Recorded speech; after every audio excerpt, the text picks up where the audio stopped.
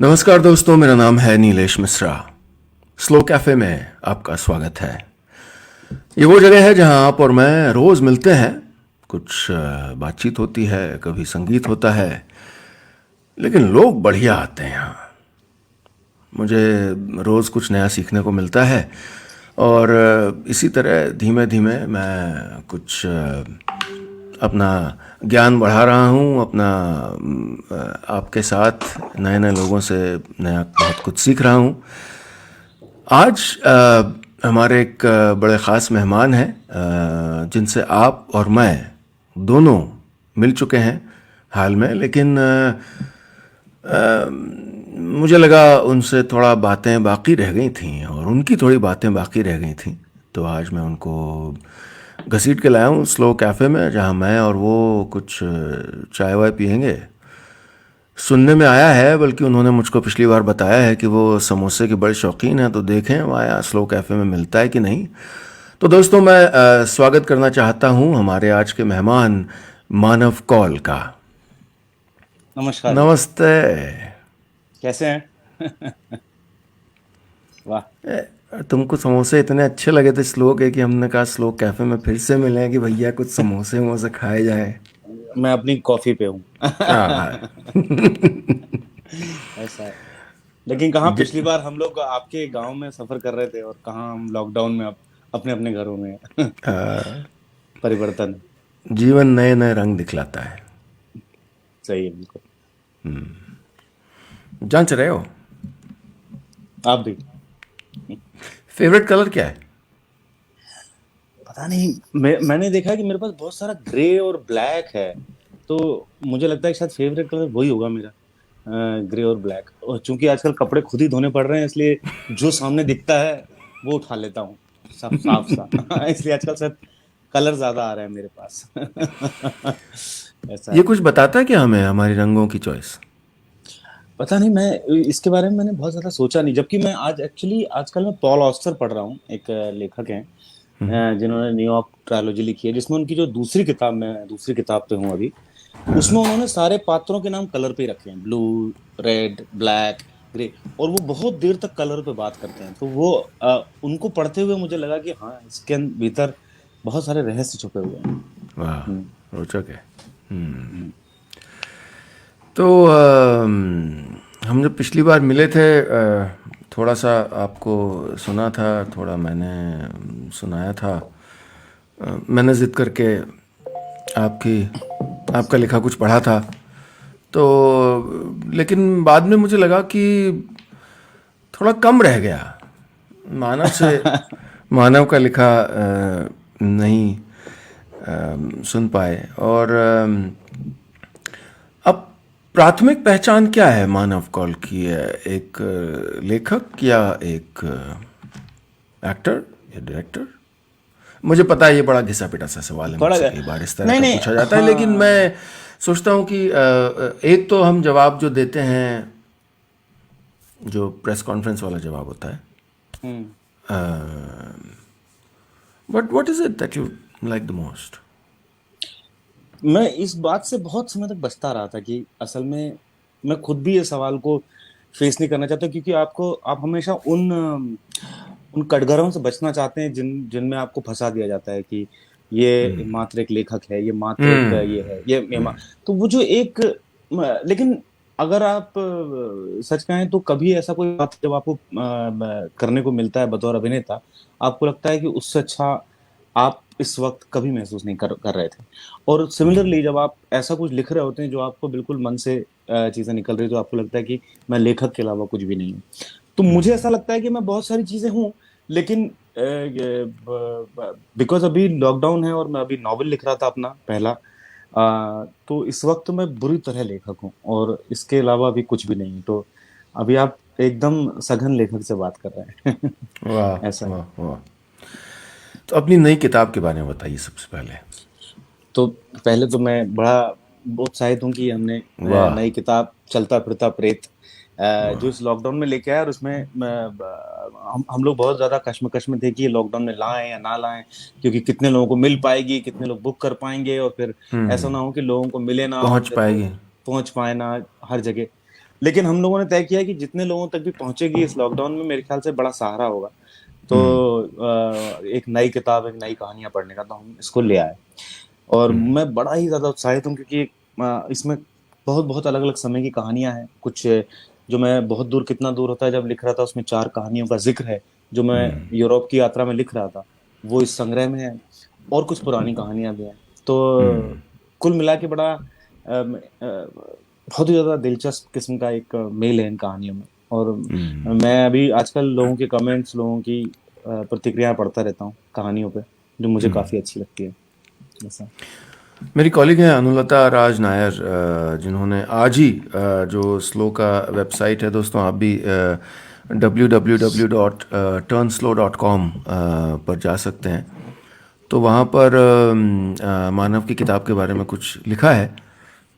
मैं थोड़ा सा उससे पढ़ना चाहता हूँ और फिर उन्होंने जो लिखा है और उसके बाद मानव से आग्रह करूँगा। जी नहीं, लेखक को पहचानने के लिए कोई पुरस्कार नहीं, क्योंकि अब ये ज़रा भी मुश्किल नहीं रहा कि इनका लिखा आप सबने खूब पढ़ा है। इससे पहले इन्होंने कुछ अंश लिखा है आपकी किताब का, वो पढ़ने का मैंने आपसे भी परमिशन नहीं ली थी। तो आपने सही पहचाना होगा, आज मैं आपको मिलवा रही हूँ एक बेहद संवेदनशील, हद से ज़्यादा रूमानी लेखक मानव कौल से, उनकी लिखी किताब के ज़रिए। कश्मीर में जन्मे और मध्य प्रदेश में पले बढ़े मानव कौल को मैंने सबसे पहले एक थिएटर आर्टिस्ट के रूप में जाना था। उनके लिखे हुए, डायरेक्ट किए हुए प्ले अपनी एक ख़ास पहचान रखते हैं। उनका थिएटर ग्रुप अरण्य बेहद सुंदर खेला रचाता है। इसके अलावा आप लोगों ने मानव को फिल्मों में देखा, अलग अलग भूमिकाओं में, लेकिन मेरा मन उनके भीतर के लेखक की तरफ ज़रा सा ज़्यादा झुकता है। आज जिस किताब से आपका तारुफ करवाऊंगी, उससे पहले उनकी लिखी बाकी किताबों का भी जिक्र कर देती हूँ। और उन्होंने फिर जिक्र किया है इस किताब से पहले मानव की 2 किताबें, प्रेम कबूतर और ठीक तुम्हारे पीछे, और उसके बाद बहुत दूर कितना दूर होता है, जो कि बहुत ही निराले ढंग से उनकी यूरोप यात्रा पर पाठकों को भी साथ लिए चलती है। और उनकी 5वीं हिंदी किताब है चलता फिरता प्रेत। कौन है चलता फिरता प्रेत भाई? तो चलता फिरता प्रेत असल में हम सबका बचपन का बड़ा हिस्सा था। फैंटम की जो किताबें आती थी, the ghost walks. The ghost walks. तो जो फैंटम की जो हिंदी में, मेरे फादर जो थे बहुत ज्यादा फैंटम के मुरीद थे। तो हमारे घर में बहुत सारी कॉमिक्स रहती थी फैंटम की। और उन फैंटम की कॉमिक्स में चलता फिरता प्रेत जब भी आता था, तो मैं अचानक उछल जाता था। और मेरे बचपन की बड़ी ख्वाहिश थी कि मैं असल में कहीं से मेरे पिताजी मुझे फैंटम की ड्रेस ला दें, और एक बार मैं फैंटम बन जाऊं, तो यकीन मानिए सारे दोस्तों को बता दूंगा कि असल में मैं क्या हूँ। वो जो एक मेरे भीतर एक एक अजीब सा हीरो पल रहा था बचपन में, वो फैंटम ही था। तो मैंने इस किताब का नाम चलता फिरता प्रेत रखा। उसकी अंगूठी थी जो जो जबड़े पे जब निशान लगता था, हाँ, लिखा हाँ, था वो तो चलता कुछ लिख फिरता के आता प्रेत। था नीचे। जब फैंटम हाँ, का निशान लगता है तो ऐसे कुछ होता है। कोई लिसनर्स बताना हाँ, चाहेंगे तो जरूर बताएं, मुझे और मानव को याद नहीं आ रहा है। हाँ, हाँ, अच्छा। तो वो चलता फिरता प्रेत है। तो उसमें चूंकि मैं मेरी बड़ी ख्वाहिश थी कि मैं मृत्यु पे कुछ लिखूं, और बहुत समय से मैं मृत्यु पे लिखना चाह रहा था। और मैं इस बीच मृत्यु पे बहुत पढ़ रहा था।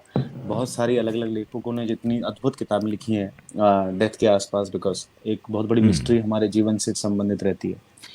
तो मैं इसका कुछ एक शुरुआती अंश पढ़ना चाहता हूँ। तो चलता फिरता प्रेत का। जरूर। तो इसको जो जो जो एक कोरे पन्ने पे जो शुरुआत में लिखा गया है, वो है: बहुत दिनों से इन्हीं दिनों की बात करना था। इन्हीं दिनों के सपने बहुत दिनों से देखे जा रहे थे, जहां कहानियां दो संवादों के बीच में झूल रहे मौन की हों, और उस अंधेरी की हों जिसे जुगनू दो चमकने के बीच में जीता है। उसके बाद जब मैंने इसकी भूमिका लिखना तय किया, ये तो तो यूं हुआ कि मैं मुझे समझ में नहीं आया कि भूमिका क्या लिखी जाए। तो उसी वक्त ऐसा हुआ कि भूमिका का फोन आ गया, और मैंने वो फोन का कॉन्वर्सेशन पूरा का पूरा लिख दिया। तो उसमें मेरे को उनकी भूमिका से ही बात करते हुए भूमिका मिल गई। तो वो उसके आखिरी संवाद में भूमिका कहती है: तुम जो कहते हो वो सारा कुछ सतही है। मैं हमारी ये चुप्पी सुनना चाहती हूँ। जो दो संवादों के बीच टंगी रहती है हवा में, उसे कह पाओगे? उसे लगा इतने सालों में पहली बार उसने भूमिका को वापस सुना है। उसकी कहानी में तितर बितर बिखरी बिखरी पड़ी हुई, अभी बहुत वक्त बाद मानो सतह पर आई हो। चुप्पी कैसे कहें, उसने कहा। तुम लिखते हो, तुम जानो, भूमिका ने कहा। इन सारे मौन को कहने के लिए हमें एक प्रेत की जरूरत होगी, चलते फिरते प्रेत की, जो बातों को ऐसे कहे कि कविता लगे। हाँ, कविता, कविता की जरूरत होगी। कविता छुपे हुए वाक्यों को सतह पर आसानी से ले आती है, और उस प्रेत को सुनने के लिए गहरे उतरना पड़ेगा। मैंने कहा। कितना गहरे? भूमिका ने चंचलता से पूछा। उतना ही जितनी जगह हमेशा छूटी रह जाती है हमारे दो संवादों के बीच। भूमिका चुप रही, और वो इस चुप्पी में किसी प्रेत के कुछ कह देने की प्रार्थना कर रहा था। तुम्हें पता है ना, ईश्वर नहीं है कहीं भी। जैसे ही भूमिका ने कहना शुरू किया, उसे लगा उसे उसकी भूमिका मिल गई। नाभि के आसपास जो भी बैठ जाता है वो सिर्फ चखा हुआ सच है, जिसके कभी दो मानी नहीं। रूह जैसी कोई चीज नहीं होती है। हमारे इस हार्ड मास की धरातल असल में झूठ की बनी हुई है, पर इस नाभि के आसपास का सच हर कुछ समय में टूटकर झड़ जाता है। झूठ की धरातल पर इस सच के गिरने की आवाज देर तक गूंजती रहती है। इन सब में एक उम्र के बाद अपने हाथों की रेखाओं को टटोलने से बड़ी कोई त्रासदी नहीं है। जन्म कल्पना है, पर मृत्यु सत्य है, जिसे तुम हमेशा लिखना चाह रहे हो। पर जो भी तुम लिखते हो वो सच की त्रासदियां हैं, बस। मृत्यु तो तब होगी जब तुम लिखना छोड़ दोगे। वाह वाह वाह, बहुत खूबसूरत। तो ये भूमिका से संवाद था, भूमिका में। कुछ बताना चाहेंगे इसकी कहानी? इसका इसमें एक कहानी है जो असल में इस कहानी की कहानियों के बारे में मैंने बहुत ज्यादा अपनी बहुत दूर कितना दूर होता है जो मेरी यात्रा वृत्तांत है उसमें लिखा था, क्योंकि मैं उस यात्रा वृत्तांत को करते समय ही ये कहानियां लिख रहा था। हाँ। तो मुझे लगता है कि इसमें कुछ कहानियां 2013 2014 की है, जैसे ब्लू रेनकोट और बाकी, और कुछ कहानियां मैंने लिखी थी जब मेरे पिताजी नहीं रहे थे, तब के समय की कहानियां हैं जिसमें मृत्यु टटोल रहा था। और बाकी कहानियां बहुत ही ज़्यादा रिसेंट है, पिछले साल की हैं। अम, तो अब मैं मेरे को आज तक समझ में नहीं आया कि कहानियां कैसे कह दें, क्योंकि उनको लिखने में इतनी जद्दोजहद लगी है कि अगर कोई जैसे, कई बार ये प्रश्न भी आता है मेरे से कि तो किस बारे में है कहानियां। और मुझे लगता है कि इसके उत्तर में एक पूरा संसार पीछे खुला हुआ है। अब मैं कैसे बोलूं कि इसका कौन सा अंश आपको कहूं कि ये सही है, या इस बारे में है, या इस बारे में है, क्योंकि जिस बारे में कह दूंगा बाकी सब नाराज हो जाएंगे। तो कैसे आप कैसे कह दें कि किस बारे में है कहानियां, तो मैं थोड़ा सा इसमें फंस जाता हूँ। आपने कहा कि आप आजकल मृत्यु के बारे में बहुत पढ़ रहे थे। हाँ। क्या सोचना है आपका मृत्यु के बारे में? अम, असल में एक बहुत ही ज्यादा, जैसे मैं डिज्नी रायली एक हैं जिन्होंने अपने बेटे की मौत पे एक ऐसे लिखा था जो मेरे को लगता है लिटरेचर का बहुत बड़ा हिस्सा है, बहुत बड़ा पीस है। मैं वो पढ़ रहा था। फिर सिमोन दे बोवार ने अपनी मदर की डेथ के बारे में जो एक किताब लिखी है, द वेरी इजी डेथ। फिर डिडियन ने जॉन डिडियन ने बहुत खूबसूरत अपने पति और अपनी अपनी बेटी की डेथ के बारे में लिखा है। तो ये सब किताबें, और खासकर मैं अभी कुछ और किताबें जो फिलोसफर्स हैं, जो 5 बड़े फिलोसफर्स हैं, उन्होंने डेथ को कैसे अप्रोच किया, वो भी मैंने शुरू की है। तो मुझे लगता है कि हम एक हम एक इतने अद्भुत तरीके से मृत्यु की तरफ हमेशा चल रहे होते हैं, मतलब एक पैदा होने के तुरंत बाद एक निरंतरता बनी रहती है। और चूंकि ये माहौल ऐसा है जिसमें हम मृत्यु को इतने करीब से देख रहे हैं, क्योंकि एक तरीके का लॉकडाउन है, हमारे पास सिर्फ न्यूज़ेस आ रही हैं कि किसको कोरोना हो गया, लोग बच रहे हैं, लोग मर रहे हैं। तो मृत्यु अब ऐसा नहीं है कि एक दिन होगी, वो आसपास घट रही है। तो इस समय मुझे लगता है कि मृत्यु के बारे में हर आदमी सोच रहा है, मैं ही नहीं। और हम कितना ही फिलोसोफाइज कर लें, कितना ही हम बड़ी बातें कर लें, लेकिन जब हमारे आसपास कुछ घट रहा होता है हमारे पास उसके जवाब नहीं होते हैं। और बतौर लेखक सिर्फ यही है कि आप आप एक तैयारी का एक घर बना रहे होते हो कि कभी अगर इस तरीके की बहुत निजी खबर आए या आप में आपके साथ वो घटित हो, तो आप कम से कम उस घर में जाके ये बात कह सके कि ये मैं थोड़ा समझता हूँ इस घर को, इस घर के ज़रिए थोड़ा समझता हूँ, बट हम कभी भी तैयार नहीं रहते हैं इस बात के लिए, बहुत कठिन है कहना। मैंने देखा है, मैं अपने बारे में कुछ पिछले कुछ सालों में ज़्यादा देखा है कि मैं लॉस से डील नहीं कर पाता। मैं मैं सामना नहीं कर पाता हूँ मृत्यु के बाद जो अब जो तकलीफ़ से कोई गुज़रता है। और मेरी अपनी दादी की जब मृत्यु हुई तो मैं गांव नहीं गया।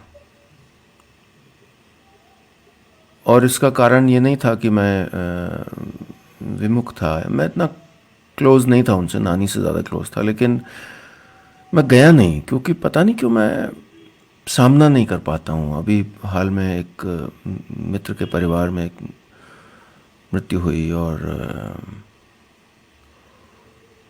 I can't deal with loss,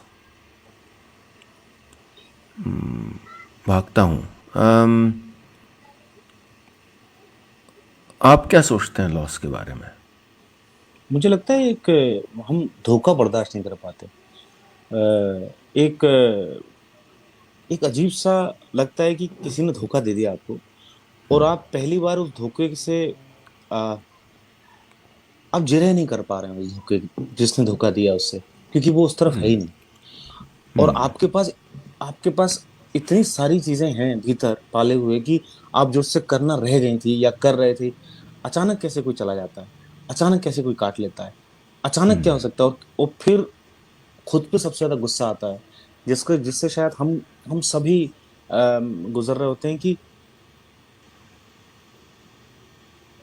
काश वो दो क्षण और और और देर रुक जाता मैं, या कुछ और देर हाथ पकड़ लेता, या कुछ और देर कुछ कह लेता। और ये लॉस हम बड़ा अजीब है इसको डील करना, मतलब जैसे मतलब मैं तो मेरे मेरे पिताजी का जाने का लॉस मैं समझ सकता हूँ, लेकिन चूंकि मेरे पिताजी के जाने का लॉस ऐसा है कि शायद मेरे घर वालों को ज्यादा है, क्योंकि वो उनके साथ रहते थे, मैं हमेशा ही बाहर रहा हूँ। तो मेरे पिताजी मेरे लिए हमेशा फोन नंबर में सेव पापा है, और मैं उनको फोन करता था तो हमेशा वो फोन उठाते थे। अभी भी वो नंबर सेव है, और मैं हमेशा डरता हूँ कि कहीं मुझसे दब ना जाए और वो वहां ना उठाए। तो वो ये एक बड़ा अजीब सा डर है मेरे मेरे भीतर, क्योंकि मेरे दिमाग में वो अभी भी वहां है। वो गए नहीं है, मेरे घर वालों के लिए जा चुके हैं, क्योंकि वो खाली जगह दिखती है उनको, मुझे नहीं दिखती है। तो हम लोग कैसे लॉस से डील करते हैं ये मुझे भी नहीं पता है। और हम लोग शायद सीखते जाते हैं, बड़े होते जाते हैं, शायद सारी रेखाएं उसी की निशानियां हैं कि अ, हम एक एक सीढ़ी और चढ़ गए समझने की, ऐसा। पिता की यादों के बारे में बताइए। अम, हम साथ तो अ, वक्त आपने ज़्यादा गुजारा नहीं, मैंने मतलब एक एक वक्त के समय में, बाद। एक वक्त के बाद मैं घर छोड़ के आ गया था। और उसके बाद हमेशा फोन कॉन्वर्सेशन या उससे, लेकिन चूंकि हमारा छोटा परिवार है, मेरा भाई, माँ, मैं, हम लोग, भाभी, हम लोग बहुत ज्यादा क्लोज हैं एक दूसरे के, और एक दूसरे के हमेशा साथ रहते हैं। वैसे ही पिताजी भी। अ, अ, मेरे ख्याल से मुझे बात बहुत देर से समझ में आई कि हम सब के बीच में जो जो कश्मीर का रिप्रेजेंटेशन था वो मेरे पिताजी थे। और उनका उनका उनका कश्मीर से निकाल दिया जाना, मैं उनके पूरे कमरे में देख सकता था, उनका बंद रहने में देख सकता था, उनका बिस्तर से ना उतरने में देख सकता था, उनका एक समय के बाद गिव अप करने में देख सकता था। लेकिन जब वो थे तब तक मैं कभी देख नहीं पाया वो सब मुझे, मेरी और उनकी हमेशा लड़ाई हो जाती थी कि आप क्यों घूमते नहीं है, क्यों खाने पे कंट्रोल नहीं करते हैं, क्यों वेट लूज नहीं करते हैं, क्यों आप सुबह वॉक नहीं करते हैं। बट मैं कभी समझ नहीं पाया कि इस सब के पीछे कितना सारा इतिहास है। और वो शायद वो मुझे सबसे ज्यादा दुखद ये लगता है कि मैं उनको समझा ही बहुत लेट। अ, और और और मेरे ख्याल से मेरी सारी कहानियों में चलता फिरता प्रेत फैंटम से लेके सारी चीजों में वो अलग अलग जगह उनका अंश दिखता है। और मुझे बड़ा इस मामले में, मतलब वो हमारा दुख है, पर्सनल दुख है मेरा, जिसको लेके मैं अब काफी अपने ऊपर गुस्सा ही होता हूँ। अ, आपने फैंटम प्रेम के बारे में कहा। हाल में अभी द स्लो कैफे में अनुपम सिन्हा जी आए थे, जिन्होंने सुपर कमांडो ध्रुव को क्रिएट किया था। अरे और वाह। बड़ी मज़े की बातें हुई उसी युग की। और वो वो वक्त कैसा था जिसमें आप मेरी बेटी बाहर दरवाज़ा खटखटा रही है और वो बहुत बड़ी फोटो बॉम्बर है। वैसे बहुत ही मैं अच्छी बात। लाइव हूँ इस वक्त। चुपचाप बैठ जाऊंगी, रुक जाइए, उनको लाना पड़ेगा। बिल्कुल बिल्कुल, बैठ जाइए। आ जाओ, अच्छा, आ जाओ, आ जाओ, आ जाओ। आओ, हेलो कर दो मानव को, आओ। आप मिल चुके हो उनसे? नहीं, नहीं मिले हो, गाँव आए थे। हेलो। हेलो। ठीक है, हाय। ये पहला मेरा शो है जिसमें इन्होंने धमक पड़ी है, वरना इनको बिल्कुल अच्छी इजाज़त नहीं बात होती है 8 से 9 है। के बीच। आपको पता है मेरे पे सबसे बड़ा असर हाँ। एक एक ध्रुव की कहानी नहीं डाला। अच्छा। हाँ, बचपन में मैंने एक कहानी पढ़ी थी जिसपे मैं कभी पार नहीं पा पाया। उस कॉमिक्स में एक कहानी थी ध्रुव की, कि एक आदमी जो था वो मर नहीं पा रहा, और अच्छा। कोई बोलता है उसको कि सिर्फ कैप्टन ध्रुव हैं जो तुमको मार सकते हैं, और उसको मृत्यु चाहिए। उस कहानी का नाम था कि मुझे मौत चाहिए। तो एक बहुत ही पुराना राजा था जिसको एक दंड मिल गया था, जा तू अमर होना चाहता है ना, तू अब अमर रहेगा और ये तेरी कर्स है। और वो अमर रहा, और अब वो कहता है कि इससे बड़ी सजा कुछ नहीं है कि आदमी अमर हो जाए, मुझे मृत्यु चाहिए कैसे भी। तो मृत्यु कैसे मिलेगी? और मुझे लगा ये कितना बड़ा ट्विस्ट है, और मेरे बचपन के दिमाग के लिए कहानी का इस तरह से आना पहली बार हुआ था, कि कोई आदमी मृत्यु चाहता है और वो अमर है। तो मेरे पे एक मतलब मैं शायद क्लास फिफ्थ या सिक्स में था, और अभी तक वो कहानी मुझे याद है। और उसका धुंधले धुंधले चित्र भी याद है, जिसमें एक आदमी है जो हार्ड मास का चला रहा है और बोल रहा है मुझे मौत चाहिए, मुझे मरने दो। वाह वाह, क्या खूबसूरत कॉन्सेप्ट है। बहुत अच्छा कॉन्सेप्ट है। तो वो फैंटम प्रेम कैसा था? कुछ फैंटम प्रेम कॉमिक्स मतलब? वॉमिक्स चुराते थे आप? नहीं, कॉमिक्स नहीं चुराते थे हमने। क्या है ना कि क्या बताएं, मतलब बहुत ही छिछोरा बचपन गुजरा है ना, तो क्या हाँ, होता था। सारा छिछोरापन आप मुझे बता सकते हैं, हाँ। अधिकार से। तो तो हम लोगों ने, मैं पहले तो मैं कॉमिक्स का बड़ा वो था, बुरी तरह मेरे को पागलपन था कॉमिक्स का। तो मैं अच्छा। बहुत सारी कॉमिक्स पढ़ता था, चाचा चौधरी, बिल्लू, पिंकी, राजन हाँ। इकबाल, ध्रुव, सब कुछ। फिर एक समय बाद मुझे लगा कि क्यों ना मैं कॉमिक्स की, ये लोग जो मेरे को देते हैं इतनी महंगी और मेरे पास कभी पैसे नहीं होते, क्यों ना मैं खुद ही लाइब्रेरी खोल दूं। हाँ। और मैंने ब्रदर्स लाइब्रेरी खोली, जिसमें मैं और मेरा भाई दोनों दोनों ने शिरकत की। और हम लोगों ने सारी कॉमिक्स लाके टांग दी, कुछ चीजें टांग दी। ऑफ कोर्स वो चली नहीं, क्योंकि हमारे में इतनी दम नहीं थी कि हम अपनी खुद कॉमिक्स से पढ़ा करते थे, किसी को देते ही नहीं थे। लेकिन वो एक तरीके का वो था कि घर वालों को बताना कि देखिए हम अपनी लाइब्रेरी की दुकान में हैं, तो हम पढ़ सकते हैं, हाँ, क्योंकि हम नहीं पढ़ेंगे तो रिकमेंड कैसे करेंगे। सही बात, तो बिल्कुल तो इस बिल्कुल। चक्कर में हमें बहुत पढ़ने को मिल जाता था, और एक तरीके की लाइब्रेरी भी चल रही थी। ऐसा था। आपके भाई आपको ज़्यादा गंभीरता से नहीं लेते हैं, आपके जो क्रिएटिव परसूट्स हैं, ऐसा जाहिर आ, किया था आपने। हाँ, मुझे लगता है कि मेरे और मेरे भाई का संबंध इतना ज्यादा अद्भुत है। उसका उसका रीजन ये है कि आ, आ, वो वो जिस शिद्दत से अपने काम को लेता है, अपने एयरटेल की जॉब को लेता है या कंप्यूटर को लेता है, मेरी मैं हमेशा उसको देखता हूँ और मुझे लगता है काश इतनी शिद्दत मेरे पास हो मेरे लिखने को लेके। क्योंकि अगर उसके पास खुला हुआ कंप्यूटर है, तो वो 3 दिन और 3 रात सोएगा नहीं, उस कंप्यूटर के सामने बैठा रहेगा, उसको कुछ कुछ करता रहेगा उसको। मैंने कहा यार ऐसी शिद्दत मेरे पास ना हो। और वो जब मुझे देखता है कभी नाटक करते हुए, उसकी समझ में नहीं आता है कि ये सब कर क्या रहा है, इसका मतलब क्या है इस सब चीजों का। ना तो इसको कभी पैसे मिलते हैं, ये एक छोटी सी, मैं तो बहुत समय तक छोटी सी चौल में ही रहता था बम्बई में। तो जब आता था तब देखता था कि पूरा झोला उठा के कैसे रहेगा। फिर जब मेरी किताबें छपने लगी और लोग मेरी किताबों की बात करने लगे, तो उसने कहा मैं भी पढ़ूंगा। तो कुछ किताबें उसने ली, लेकिन वो, मैंने जैसे आपको बताया, वो नींद की गोली की तरह इस्तेमाल करता है मेरी कहानियां। पढ़ता है और सो जाता है। तो करेक्ट। लेकिन मुझे मुझे ये बात बहुत सुंदर लगती है उसकी। लेकिन हाँ, चलता फिरता प्रेत की एक कहानी पढ़ के, जो जो जिसके जो मैंने अपने फादर के मृत्यु के बाद लिखी थी कहानी, जो चलता फिरता प्रेत नाम से ही है, वो पढ़ने के बाद मेरे भाई का मैसेज आया था कि बहुत मजा आया मुझे पढ़कर। तो मुझे बड़ा आश्चर्य हुआ और बहुत अच्छा लगा। तो वाह। एक तो एक थोड़ा बदल रहे एक हैं आपके भाई। हाँ, मतलब क्योंकि वो इतनी इतनी ज्यादा साझा चीजें हैं हम दोनों की, हम्म। कि वो उस बात को समझ सकता सकता है अच्छे से। Right right. ये लिखा है। कई कमेंट्स आ रहे हैं। संतोष वर्मा कह रहे हैं we also read about the desire to die in Gulliver's travels. Hmm. Paritosh Vishwas ऐसा गुरूर कर रहे हैं कि मेरे पास भी अभी भी लगभग 500 कॉमिक्स हैं। अरे वाह। अजय शर्मा कह रहे हैं सर होशंगाबाद कब आ रहे हो। और दीपिका जौहरी कह रही हैं treat to my eyes early morning, two of my favourite people, love from California. चलिए कुछ और सुनाइए ना, कुछ पुराना। आ, पुराना सुनाता हूँ, जो मेरी पहली हाँ किताब है, हाँ। ठीक तुम्हारे पीछे, उसकी एक तरीके की भूमिका सुनाता हूँ जो मैंने लिखी थी। मैं इस बात का उत्तर खुद को कभी ठीक से दे नहीं पाया कि मैं असल में क्यों लिखता रहा। मैं खालीपन की तरफ इशारा कर सकता हूँ, या और कुछ ना कर पाने को भी कारण बता सकता हूँ, पर ये ठीक उत्तर नहीं होगा। अगर बहुत सीधे कहूँ तो यही लगता है कि मुझे कोरे पन्ने बहुत आकर्षित करते हैं। मैं कुछ देर कोरे पन्नों के सामने बैठा रहता हूँ तो एक तरह का संवाद शुरू हो जाता है। ये बिल्कुल वैसा ही है जैसे देर रात चाय बनाने की आदत में मैं हमेशा 2 कप चाय बनाता हूँ।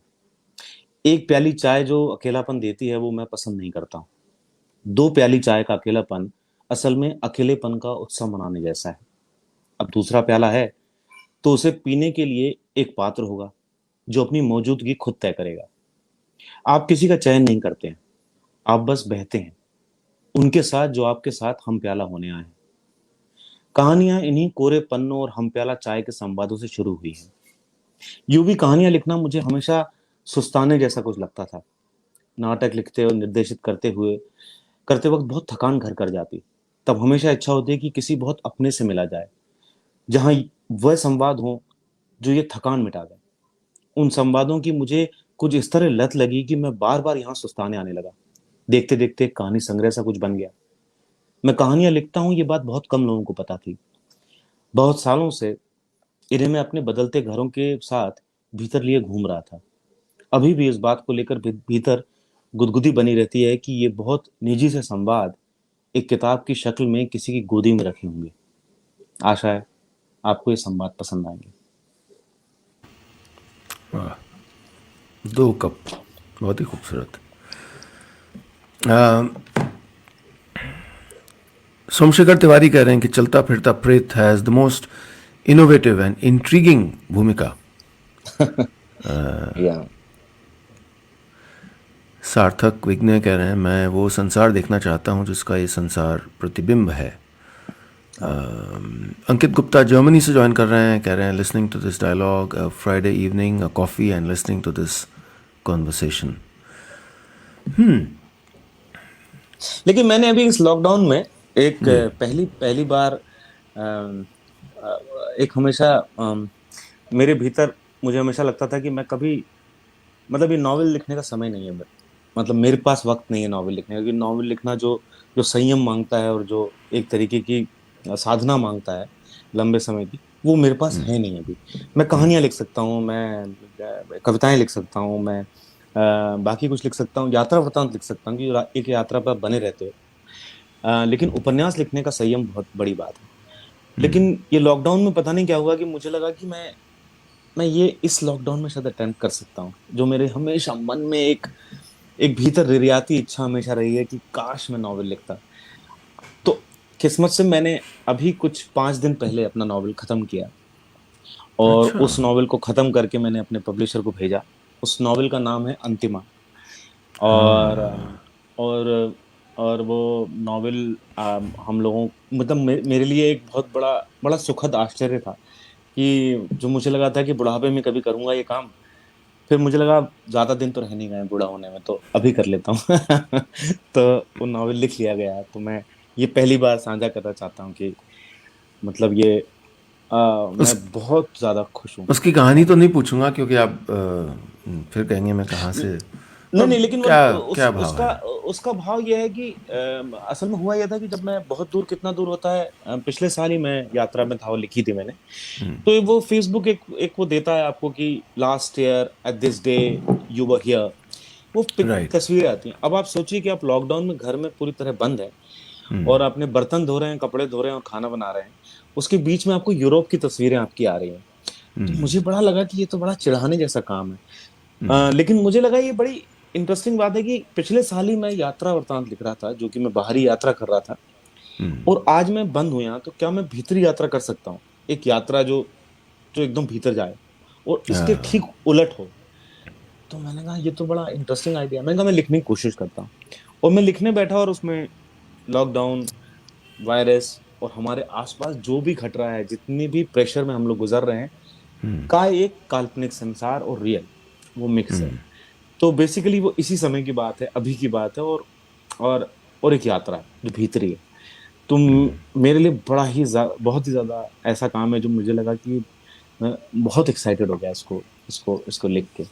तो आई होप वो जल्दी से हम लोग पब्लिश करें। कितना बड़ा ऐसा है। नॉवल है?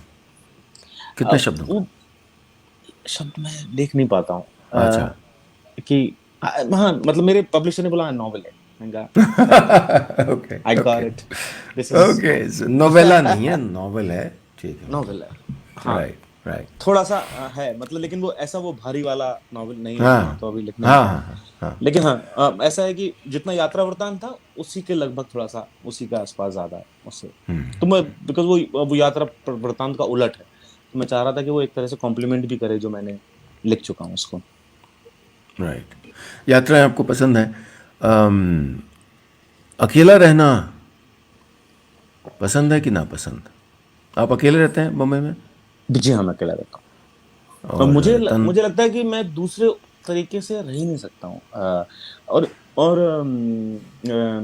अब शायद इतनी ज्यादा सघन आदत है कि मैं अब उस मुगालते में भी नहीं रहता हूँ कि नहीं अभी अकेला हूँ पर बाद में अकेला नहीं रहूंगा। मुझे पता है मैं अपनी मृत्यु तक ऐसे ही रहूंगा। और मुझे मुझे इसमें यकीन मानिए, मैं कितना भी मतलब बोलूं, मुझे बहुत ही ज्यादा मजा आता है। मुझे और कुछ भी अच्छा नहीं लगता है। मैं जब सुबह अपने बिस्तर से उठता हूँ और कॉफी बनाने के लिए किचन में जाता हूँ रेंगते हुए, मुझे उससे सुंदर बात ही नहीं लगती है। मेरे को अपने घर में अकेला अकेला भटकना इससे सुंदर बात ही नहीं लगती है। मैं अपने बालकनी में बैठ के जब खुद अपना पूरा ब्रेकफास्ट बना के बैठता हूँ और उसको सुन के खाता हूँ और एक म्यूजिक चल रहा होता है। आप जैसे मेरी माँ भी आती हैं तो वो बड़ी नाराज हो जाती हैं, क्योंकि मैं उनसे बोलता हूँ आप 2 दिन के लिए आइए, 2 दिन से ज्यादा नहीं। भले ही आप महीने में 2 बार आ जाइए, लेकिन 2-2 दिन के लिए आइए। क्योंकि अगर आप ज्यादा रह लेंगी ना तो, क्योंकि वो ऐसा लगता है कि कोई क्यों है यहाँ। ऐसा। अब मैं उसका कुछ नहीं कर सकता, मुझे बहुत ही ज्यादा पसंद है अकेला अच्छा। रहना। ऐसा। मैं और मुझे इसके अलावा दूसरी तरीके से रहना, कैसे रह सकते हैं मतलब। हाँ, मैं सॉरी, क्षमा चाहता हूँ बाकी जो लोग अच्छे से रहते हैं, लेकिन ये मैं अपनी अपनी बिल्कुल निजी राय बता रहा नहीं, बिल्कुल। मैं भी अब असल में इतनी चीज़ों में घिरा रहता हूँ। I also crave to be alone. मुझे बड़ा, मेरे लिए बड़ी लग्जरी है। और जब मैं इस सब के पहले जब यात्रा करता था कभी कभी, तो एक होटल के कमरे में अकेले बैठना, टीवी बंद करके 2 घंटे 3 घंटे, वो इतनी दुर्लभ था और बड़ी लग्जरी लगती थी कि कुछ नहीं है। तो मैं सम आई रिलेट टू यू। और आपने कहा कि आप हमेशा ऐसे ही रहने वाले हैं, ये आपको पता है। तो मैंने हूँ। आपसे हाँ, इसमें द मेरा स्लो इंटरव्यू में पूछा था प्यार हुआ क्या, तो आपने कहा कि बहुत खूबसूरत जवाब दिया था आपने। और वो देखने के लिए हमारे दर्शकों को द स्लो इंटरव्यू देखना पड़ेगा। बहुत ज़बरदस्त हमारी बातचीत हुई थी। लेकिन अम, अगर लेकिन मैं आप एक इतने, एक हाँ लेकिन मैं एक बात और कहना चाहता हूँ जो ना, हाँ कि जैसे ऑफ कोर्स इसमें एक रोमांटिसिज्म है हाँ ना, एक एक तरीके का अकेले रहना, एकांत का रोमांस, बट ये अथाह पेनफुल भी है। और ये मैं इसलिए कहना चाहता हूँ कि लोग जो रोमांटिसाइज करते हैं अकेले रहने को या ये करने को, ऑफ कोर्स बिल्कुल वो, मतलब अगर आप किसी के साथ रह रहे हैं या परिवार के साथ रह रहे हैं, तो जितना आपको उस परिवार से मिलता है और जितना आपका एकांत या निज छूटता है, यहाँ भी उतना ही है। यहाँ आपको जितना अकेले रह के मिलता है और जितना आपको अकेलापन महसूस होता है, तो ऐसा नहीं है कि जो लोग परिवार के साथ रह रहे हैं वो कुछ कम पा रहे हैं या मैं ज्यादा पा रहा हूँ, बिल्कुल नहीं है। हम सब एक जैसे हैं। बस उसमें ये है कि मेरे को आदतन ये अच्छा लगता है और लोगों को आदतन वो अच्छा लगता है।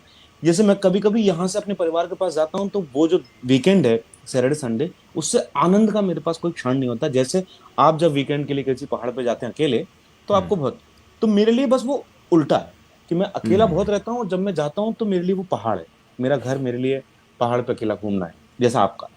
तो मैं बस ये जो खासकर यंग यंग जनरेशन है, जो जो एक एकांत को एक रोमांटिसाइज करते हैं, पर जैसे ही वो अकेले होते हैं उनकी समझ में नहीं आता क्या करें। और फिर उनको लगता है कि मानव ने तो सारा झूठ बोला है। और मेरे पे कई बार उन्होंने ब्लेम भी किया है कि आपने अच्छा। ये बोला था। हाँ, मतलब एक लेटर्स भी आए हैं मेरे पास बड़े लंबे लंबे। अच्छा। तो मैं कहना चाहता हूँ कि ये आप जैसे पढ़ना ना, आपको सीखना पड़ता है कि पढ़ें कैसे। आप धीरे धीरे एक किताब से दूसरी किताब से चौथी किताब से पांचवी किताब पे जाते हैं, और आप डिस्कवर करते हैं आपने अपने राइटर, अपना सुर, अपने संवाद। तो जैसे ही कोई आदमी मुझसे पूछता है ना, आप बताइए क्या पढ़ें, तो मुझे लगता है कि तुम अपने को गाली दे रहे हो। तुम सही बात। अपने होने को, अपनी समझ को गाली दे रहे हो। डिस्कवर करो। ऐसा नहीं है कि किताबें अवेलेबल ही नहीं है, किसी ने छुपा के रखी हैं। सब राइट। अवेलेबल है। चार गलत पढ़ो, उसके बाद आपको अपना स्वर्ग मिल जाएगा। लेकिन खुद के मरने से स्वर्ग मिलेगा, मैं मरूंगा और आपको स्वर्ग मिलेगा, ऐसा होगा नहीं। लेकिन क्या ऐसा होता है कि जो क्रिएटिव लोग होते हैं वो जो अकेलेपन को रोमांटिसाइज करते हैं, वो रिश्तों के लिए नहीं बने होते? बिल्कुल ऐसा नहीं है। मतलब आप जैसे जो जो जो लेखक मुझे पसंद है, जॉन डिडियन, उनका सबसे अद्भुत रिलेशनशिप अपने हस्बैंड के साथ था। दोनों बहुत अच्छे राइटर थे। आपको बस आपको आप अगर अपनी हार का जिम्मा किसी और को देंगे, तो वो हमेशा से ही दुखद होगा। चाहे आप अकेले रहें, चाहे आप किसी के साथ रहें, आप हारे हुए हैं। उसका कोई भी आदमी उसका उसका उसका उसके जिम्मेदार नहीं है। उसके आप खुद जिम्मेदार हैं कि आपकी महत्वाकांक्षा है उसके जिम्मेदार है। आप जैसे जी रहे हैं, अद्भुत जी रहे हैं। हम सब अद्भुत जी रहे हैं, क्योंकि हम इस वक्त जहां हैं, हम असल में वही करना चाहते थे, चाहे उस बात को हम उस वक्त माने या ना माने। तो आप हम मेरे को ऐसा लगता है कि हम लोग जिस तरह जिम्मेदार ठहराते हैं दूसरों को अपनी हार का, इससे बड़ा झूठ और कुछ है नहीं। आप अपनी हार का जिम्मेदार किसी और को नहीं ठहरा सकते। और इसीलिए संबंधों में मैंने अधिकतर मेरे दोस्तों के बीच और कहीं अलग अलग जगह देखा है कि जब लोग किसी इस प्रकार की बात करते हैं, तो मुझे लगता है कि हम आप हारे और बाकी सब बहुत अच्छे हैं, कमाल जी रहे हैं आपके साथ। तो रिश्तों को न निभा पाने की अपनी कमी हम दुनिया पर या आपसी संबंधों पर थोप देते हैं, तो जैसे मैं विक्टिम मेरे को जैसा महसूस करते हैं। हाँ, और जैसे मुझे मेरी कमियां बहुत अच्छे से पता है। और अगर मैं अकेला रहता हूँ, उसका एक बहुत बड़ा रीजन भी है कि मुझे लगता है कि मैं अपने सबसे अच्छे कहना चाहिए कि मानव होने, मेरा मानव कॉल होना का बेस्ट रूप ये है। मैं इसके अलावा कहीं भी सफर किया है, तो मैं हमेशा ही किसी किसी तरीके से उलझा हुआ पाता हूँ खुद को। और मैं अपने लिखे से उतना ईमानदार नहीं रह पाता, मैं अपने काम से उतना ईमानदार नहीं रह पाता, मेरे दिमाग में कई और तरीके, मैं अपनी यात्राओं से ईमानदार नहीं रह पाता, जो मुझे सबसे दुखद लगता है।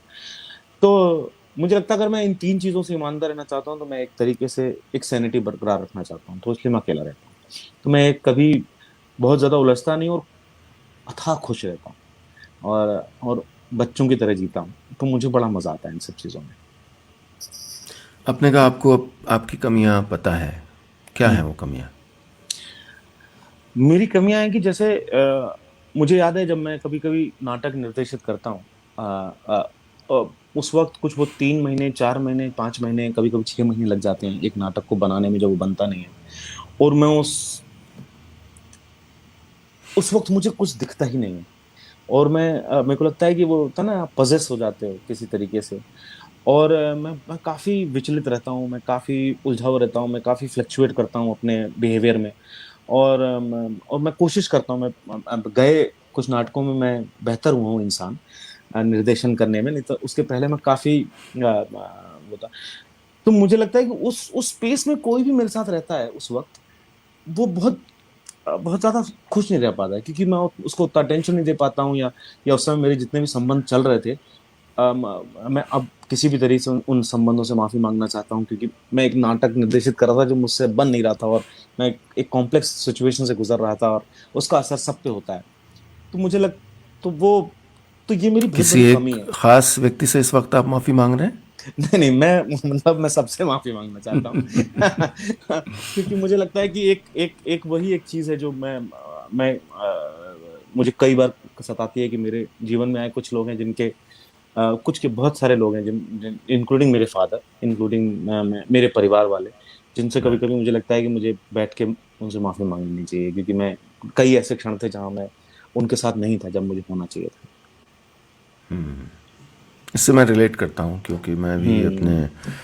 जो पारिवारिक पल हैं, मुझे अब गिना नहीं जाता कि मैं अगर चला जाता हूँ किसी पूजा में किसी अवसर पे कभी, तो वो एक घटना हो जाती है, वरना मुझे मुझसे अपेक्षा नहीं होती है। बिल्कुल सही बात है, बिल्कुल सही। मैं अपनी और बस और गुफा आप में रहता आप हूँ। और आपको पता है, मतलब मेरे को ये बड़ी अजीब बात लगती है, क्योंकि मैं अपने लिखे में ज़्यादातर ईमानदार रहता हूँ, और अधिकतर लोग मुझसे बोलते हैं कि ऐसा तो मैं लिख रहा था, या मैं लिखना चाहता था, या मेरा लिखा। और मुझे एक बहुत ही अद्भुत बात लगती है कि हम सब, चाहे कैसे भी हों, हम इतने ज़्यादा एक जैसे हैं। हम सब इतना एक जैसा जीवन जी रहे होते हैं, उसमें हम कुछ छुपाते हैं, इसलिए मैं माफ़ी माँगने से डरता नहीं हूँ। मैं माफ़ी माँगने से झिझकता नहीं, क्योंकि मुझे पता है कि मेरी जो माफ़ी माँगना है, वो नीलेश का भी माफ़ी माँगना है, वो लोगों का भी माफ़ी माँगना है। मतलब मतलब मैं रजिस्ट करके कोई बड़ा आदमी या छोटा आदमी नहीं हो जा रहा हूँ। बिल्कुल हम बिल्कुल। सब बहुत एक जैसे हैं। हमने सबने अपने-अपने क्षणों में कई बार ऐसे कई बार बहुत प्रेम दिया है, और कई बार हम नहीं दे पाए हैं। तो जब दिया है तो बहुत अच्छी बात है, जब नहीं दे पाए हैं तो मुझे लगता है कि उसका एक बार हमें बोल देना चाहिए कि हम रियली सॉरी अबाउट इट। आपने कहा आप हमेशा खुश रहते हैं, हुँ। कभी नाराज़ भी होते हैं? वो जब मैं नाटक डायरेक्ट कर रहा होता हूँ, या कोई चीज़, जब मैं जैसे बीच में जब मैं उपन्यास लिख रहा था, तो मैं 2-3 जगह फँस गया था। तो उस समय मैंने जो है सबसे बात-वात करना बंद कर दिया था। अपना मोबाइल और सोशल सब सब त्याग दिया था। वो जो 15-20 दिन थे वो बहुत खराब थे, क्योंकि आपको लग रहा था कि आप वो इस कहानी को, या इस इन पात्रों को आप पूरा 100% दे नहीं रहे हो, जितना कंसंट्रेशन ये लोग चाहते हैं। और उस समय में जो भी मुझसे बात कर रहा था, तो वो एक अजीब-सा लग रहा था, "क्या हो गया है तुम्हें?" मैंने कहा, "नहीं, नहीं, नहीं, अच्छा। अभी बस दूर रहो मुझसे। मैं आऊँगा और फिर इस बात पे माफ़ी माँग लूँगा, लेकिन अभी दूर रहो मुझसे।" हाँ, तो वो एक खराब समय था। लेकिन हाँ, कभी-कभी ऐसा होता है, मैं नाराज़ हो जाता हूँ। कई कई बार मेरे को सोशल मीडिया, इसलिए मैं दूर रहता हूँ सोशल मीडिया से। कई बार सोशल मीडिया पे चल रही चीज़ों के कारण मुझे बड़ी अजीब-सी नाराज़गी होती है। लेकिन मुझे लगता है कि ये भीड़ है, मेरा इसमें कोई पार्टिसिपेशन नहीं है। मैं जितना दूर रहूँ उतना अच्छा। जयेश जैन कह रहे हैं सेल्फ लव के बारे में कुछ कहिए, आप आत्ममुग्ध होते हैं या हैं? नहीं, आत्म मतलब मुझे लगता है कि जैसे मैं इस समय वॉरज़ॉग के प्यार में हूँ, क्योंकि मैं उनकी किताब पढ़ रहा हूँ इस वक़्त। मैं इस वक़्त पासवा के अद्भुत प्रेम में हूँ, और हमको हमारे लिए बहुत बड़ी ज़रूरत है कि हम मैं से बाहर निकल के बाहर देखें, और मैं से दूर रहना बहुत ज़रूरी है। मुझे बिल्कुल सेल्फ लव की ज़रूरत नहीं, क्योंकि मतलब जैसे मैं पासवा पढ़ रहा था, वो मुझे लगता है कि एक यकीन मानिए, मुझे अद्भुत बात लगी। पासवा में पढ़ रहा था, उनका एक बड़ा अद्भुत नॉवेल है, द बुक अबाउट डिस्क्वाइट। अम, उन्होंने इतना पहले ये नॉवेल लिखा है, आप यकीन मानिए, मुझे लगा कि तुम्हारे बारे में जो मैंने लिखा है वो वही है बात। और मुझे इतना अच्छा लगा कि पहली बार मैंने कोई राइटर पढ़ा जो एकदम मेरे जैसा है, और मुझे बहुत मज़ा आया उनको पढ़ के। तो एक तरीके का पहली बार एक दोस्त मिला है, जो मुझे हमेशा से चाहिए होता था, बड़े दिनों बाद। लेकिन इतना कुछ देखने और सुनने को है, इतना कुछ एप्रिशिएट करने को है, इतना कुछ लोगों में देखने को है। मुझे लगता है कि मैं मैं तो बोरिंग है, कितना करेंगे मैं से तो दूर ही रहना चाहिए। ऐसा। और आपने कहा कि आप बच्चों की तरह दुनिया को देखते हैं, बच्चों सा महसूस करते हैं। हाँ। कैसा है ये वर्ल्ड व्यू? अब क्योंकि असल में क्या होता है कि जब इसलिए मैं ये भी भागता हूँ लोगों से जब वो राइटिंग के बारे में बात करते हैं, क्योंकि मैं इतना ज्यादा लिखे में, और उसमें अभी जैसे नॉवेल लिख रहा था उसके बाद बहुत से लोग पूछ रहे हैं इस वक्त उसी के बारे में। जी। मतलब एक तरीके का बचपना है मेरे अंदर। और शायद ये बचपना इसलिए भी मैं संभाल के रखता हूँ, क्योंकि इसी बचपने के या इसी नाइविटी जिसको कहते हैं उसके चक्कर में मैं 21 साल की उम्र में सूटकेस उठा के बम्बई चला आया। और जबकि ये भी नहीं पता था कि बम्बई स्टेशन आता नहीं है, यूबीटी आता है ना। इतना इतना ज्यादा मूर्ख था मैं, और नाइव था इनका कहना चाहिए। और इसी चक्कर में मैंने एक दिन अभिनय छोड़ दिया था 12 साल के लिए। इसी चक्कर में मैंने एक दिन बोला था कि ये नाटक बहुत खराब होते हैं, मैं अपना नाटक लिखूंगा। तो अब वो लिखा गया और ठीक हो गया। लेकिन मैं इतना मतलब मेरे अंदर इतना बचपना है कि मैं देखता भी नहीं हूँ कि नाटक लिखना बहुत बड़ी विधा है। इसे करने के लिए पहले बहुत कुछ आपको पढ़ना पड़ेगा। मैंने ये कभी सोचा नहीं। मैंने कहा नहीं, मैं नाटक लिखूंगा, और मैंने लिख दिया नाटक। तो मुझे लगता है ये बचपना जो है ना, वो मेरे को कूदने की एक क्षमता देता है बिना जाने। और मैं कूद जाता हूँ और कोई बचा लेता है। और तो मैं ये कूदने की क्षमता हमेशा रखना चाहता हूँ। मैं नहीं, इसको नहीं छोड़ना है। मैं जो करना चाहता हूँ मैं उसके लिए कूद जाऊंगा, और मुझे पता है कोई बचा ही लेगा कभी तो। तो वो बचपना मेरे को बहुत अच्छा लगता है। और यकीन मानिए, अगर मैं बहुत ज्यादा सोचता मैं कभी नाटक नहीं लिख पाता। मैं कभी फिल्म डायरेक्ट नहीं कर पाता, या फिर मैं कभी भी एक दिन उठा के न्यूयॉर्क नहीं चला जाता, या विदेश घूम नहीं लेता, या यूरोप में बिना जाने भटकता नहीं रहता। तो मुझे लगता है कि बहुत ज्यादा है कि कूद जाओ। यकीन मानो कोई ना कोई पकड़ ही लेता है आपको। कोई ना कोई एक पत्थर रख ही देता है कि यहाँ पे भाई, यहाँ पे आ जाओ, इधर इधर पैर रख लो, यहाँ से आगे बढ़ जाएगा। तो वो बचपना बहुत जरूरी है। गौरव, वो सवाल पूछ रहे हैं जो अक्सर फिल्मी पत्रकार पूछते हैं, क्या शादी नहीं करना इतना शांत और खुश रहने का कारण है? कतई नहीं, कतई नहीं। मैं बहुत सारे शादीशुदा बहुत ही ज्यादा सुखी लोगों को जानता हूँ। और और मुझे बहुत मजा आता है उन लोगों के घर जाने में, उनके यहाँ खाना खाने में, सब कुछ करने। लेकिन ये मेरा एक निजी फैसला है। और मुझे मुझे मुझे लगता नहीं, या फिर आपको पता भी नहीं चलेगा। मैं यहाँ पे बोलूंगा, अरे सुनिए, नीलेश, सुनिए, अरे शर्मा गए, नीलेश जी से हेलो तो कर लीजिए। देखिए, नहीं, नहीं आ रही है। अभी नहीं आ रही चलिए, मैडम। फोन पे तो अभी बात हुई थी। ठीक। नहीं नहीं, ठीक। अभी जब साउंड चेक कर रहे थे तो आपका फोन उन्होंने उठाया था। हाँ हाँ, उन्होंने ही उठाया था। आप जब बाथरूम में थे तो तब। आपने कर हाँ लिया हेलो नीलेश जी से? हाँ, नहीं नहीं, हो गया वो। चलिए हाँ, ठीक है, कह ओके। रही थी कि कहानियाँ सुनती हैं। सुनती हैं, चलिए अच्छी भोपाल में बात जब बड़ी हो रही थी तो सुनती थी। है। अच्छी बात है, अच्छी बात है। तो अ, अगर आप एक ट्रेन में हो और उस ट्रेन में एक नाटक, एक कहानी और एक फिल्म बैठे हों, तो हाँ, किससे बात करेंगे? अगर वहां कोई लेखक बैठा हुआ तो मजा आ जाएगा। मैं हमेशा हमेशा एक चीज बहुत मिस करता हूँ, जो मैं मतलब ये कह जाता हूँ कि अच्छे पढ़े लिखे लोगों को मैं मिस करता हूँ, जो जो बहुत अच्छा लिटरेचर पढ़े हों, बहुत अच्छे।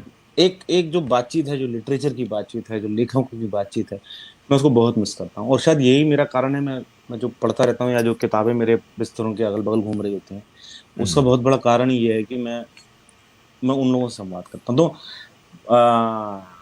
अब मुझे अचानक इतने समय बाद मुझे पता लगा एक पॉडकास्ट नाम की कोई चीज होती है।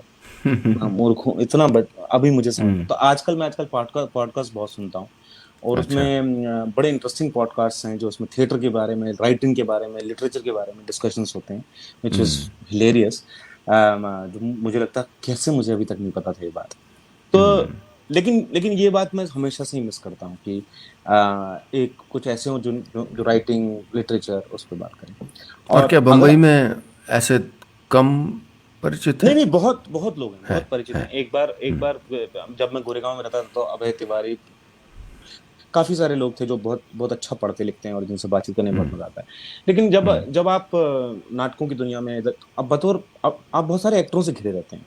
और जनरली मैं ये नहीं, अजम्पशन है, जनरली एक्टर्स बहुत पढ़ते जनरलाइज लिखते हैं। नहीं कर रहे हैं, हाँ। हाँ, समझ। लेकिन एक्टर्स बहुत पढ़ते मेरे को ऐसा मिले नहीं, बहुत एक्टर की जो जिन लिटरेचर बहुत पढ़ा है, बहुत पढ़े लिखे लोग हैं, बड़ा उनसे बातचीत करने, संवाद करने में बड़ा मजा आया। क्योंकि उनकी एक अपनी दुनिया है। जैसे जब मैं अभिनय करता हूँ, मुझे भी समझ में आता है कि मैं खुद भी दूर रहता हूँ लिटरेचर से उस समय तक।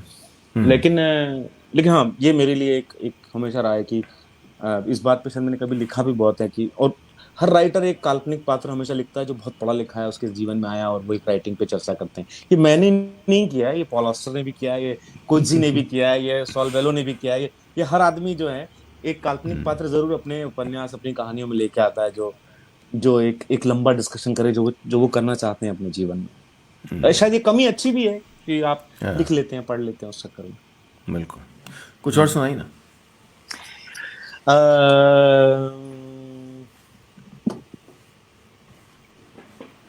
ये एक अलग अलग किताबें हैं, तो एक प्रेम कबूतर का जो है, प्रेम एक कबूतर, जी बिल्कुल। प्रेम कबूतर का एक संवाद है जो उसकी भूमिका में ही लिखा है कि मैं नास्तिक हूँ। कठिन वक्त में ये मेरी कहानियां ही थी जिन्होंने मुझे सहारा दिया। मैं बचा रह गया अपने लिखने के कारण। मैं हर बार तेज धूप में भागकर इस बरगद की छांव तले अपना आसरा पा लेता। इसे भगोड़ापन भी कह सकते हैं, पर ये एक अजीब दुनिया है जो मुझे बेहद आकर्षित करती रही है। इस दुनिया में मुझे अधिकतर हारे हुए पात्र बहुत आकर्षित करते हैं। हारे हुए पात्रों के भीतर एक नाटकीय संसार छिपा हुआ होता है, जबकि जीत की कहानियां मुझे हमेशा उबा देने वाली लगती हैं। जब भी मैंने अपना कोई लिखा पूरा किया है, उसकी मस्ती मेरी चाल में बहुत समय तक बनी रही है। अगर आप प्रेम पर बात करें तो मैंने उसे पाया अपने जीवन में, पर उसे समझा अपने लिखे में। वाह वाह वाह, बहुत खूबसूरत। नवदीप कौर चहल कह रही हैं कि ज़िंदगी से जल्दी परेशान हो जाती हूँ, क्या करूँ, कैसे सबकी बातें भूल कर सब नए सिरे से शुरू करूँ। आपकी कहानी पढ़कर अच्छा लगा, लगता है कुछ अपनापन सा। बहुत अच्छी बात है, लेकिन मैं हमेशा ही कहना चाहता हूँ, जब मैं यात्राओं पर रहता हूँ, जो मैं अपने सारे दोस्तों को ही बोलता हूँ, तब हमेशा हमारे अभी के जो दबाव हैं, जो अभी के जो वजन है, जो अभी के जिन जिन चीज़ों से हम जूझ रहे हैं, या या जो चीज़ें सबसे ज़्यादा परेशान करती हैं, आप यात्राओं पे जाते ही इतना बचकानी लगने लगती हैं हमारी समस्याएं हमें, इतनी छोटी और तुच्छ, और वो यात्रा आपको इतना हल्का कर देती है कि आपको लगता है कि एक नया जीवन लेके आप वापस आए हैं। तो मुझे हमेशा लगता है कि जब भी कभी किसी को कुछ परेशानी हो, वो अपना एक नाम बदल के, मैं जैसे माना हूं, मैं रोहन हो जाऊं, या जॉर्ज हो जाऊं, या एल्बर्ट हो जाऊं, या कुछ भी हो जाऊं, लेके झोला लेके निकल जाओ। और और जब आप वापस आओगे, आप आपको अपने ही जिए हुए पे हंसी आएगी। तो इसलिए मुझे लगता है कि कभी भी परेशानी हो, किसी से पूछने की बजाय, कहने की बजाय, सॉल्व इट, बैग लो। और देश हमारा इतना सुंदर है, इतना सस्ता है। मैंने अपने देश में यात्राएं की हैं, 2-2 3-3 हज़ार रुपए में। जब मैं पहली बार मैक्लोडगंज रहा था, मेरे पास 6,500 रुपए थे, और मैं महीना भर रहा। जब पैसे खत्म हुए थे तो लोगों ने मुझे खाना खिलाया था। मैं एक वहाँ की एक पेस्ट्री शॉप है, उसमें मैंने कुछ दिन के लिए जॉब भी कर लिया था, छोटा सा, कि मेरे को बस पेस्ट्री शाम को खिला दिया करना और चाय पिला देना। तो शाम को मैं वो बस वसों को मैं देने लगा था, क्योंकि मुझे यहाँ कौन जानता है मुझे, और मेरे को लिखना पढ़ना था, तो मैं अपना पढ़ता रहता था। और कुछ दिन मैंने वहाँ चौराहे पे जहाँ बस रुकती है, वहाँ पे एक पेस्ट्री शॉप है, तो वहाँ पे मैंने तो मुझे लगता है आप बहुत कुछ कर सकते हो। इतना सुंदर जीवन है, इतना सुंदर दुनिया है, और हर आदमी की सहायता कर रहा होता है। तो और क्या चाहिए आपको? वाह, ऐसा। कितनी खूबसूरत बात। मैं अपना हमारी टीम से आग्रह करूंगा कि मानव के साथ जो द स्लो इंटरव्यू हुआ था उसका लिंक ज़रूर शेयर कर दें, ताकि अगर प्लीज। कुछ लोगों ने ना देखा हो तो वो ज़रूर देखें। उनके बारे में जो लेख लिखा है हमारी साथी अनुलता ने turnslow.com पर, आप लोग ज़रूर पढ़ें। और उम्मीद है कि आप मानव की जो नई किताब है और आने वाली किताब है जिसके बारे में आज उन्होंने आपको बताया है, दोनों का आनंद लेंगे। और हम बात करते रहेंगे। बहुत बहुत एक बार फिर से मज़ा आया आपसे, बहुत मजा दूसरी आया। डिजिटल, इस बार डिजिटल रूप से मिले। इसमें समोसा नहीं है, और समोसा वहां नहीं। की चाय नहीं है, और बस ये, और मैं वहीं आऊंगा। बस बस बस, बिल्कुल अगली बार मैं बिल्कुल। वहीं आ रहा हूँ। कुछ लिखना हो ना, मैं वैसे सीरियसली, हम्म। आओ भाई, महीना 2 महीना यहीं लिखो एकदम। कोई डिस्टर्ब नहीं, बिल्कुल हमें भी कुछ प्रेरणा मिलेगी। बिल्कुल मैं आ जाऊंगा। सर्दियों में थैंक तो यू बहुत सो मच। जबरदस्त होने वाला है। हाँ वो जो कोहरा है ओह, उससे सुंदर कुछ नहीं होता है, कितनी खूबसूरत बिल्कुल। लगता है सब कुछ। और आपके यहाँ तो खेत कितने प्यारे हैं, अगल बगल सब जगह। स्कूल स्कूल कैसा चल रहा है? स्कूल अच्छा चल रहा है, और अभी तो ऑनलाइन क्लासेस अब शुरू करेंगे, देखते हैं बच्चे भी, अच्छा। क्योंकि शहरों में तो कर रहे हैं लोग, लेकिन गांव में इंटरनेट की समस्या है। हाँ तो हाँ बीच में कोशिश की थी कि गांव-गांव में शुरू कर दें अलग अलग क्लास, लेकिन थोड़ा फिर वो कोरोना का डर था।